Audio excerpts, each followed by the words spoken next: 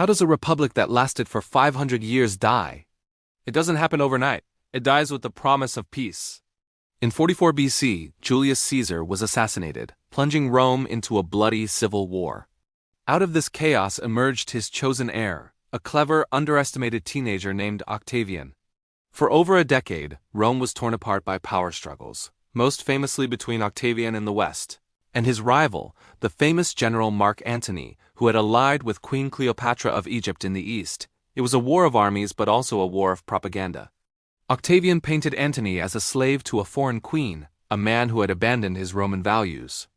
The final confrontation came at the naval battle of Actium. Octavian's forces crushed the combined fleet of Antony and Cleopatra. When he returned to Rome, he was hailed as a savior. The people were exhausted by decades of war and yearned for stability. And here is his genius. Octavian knew that Romans would never accept another king, so he didn't declare himself one.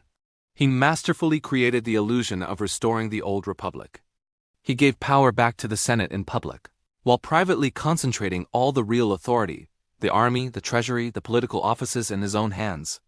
The Senate, in gratitude for the peace he brought, gave him a new name, Augustus.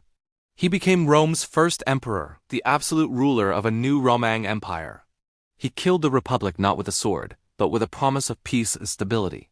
He ushered in the Pax Romana, 2 centuries of peace, but the democratic ideal of the republic was gone forever, replaced by the rule of one man,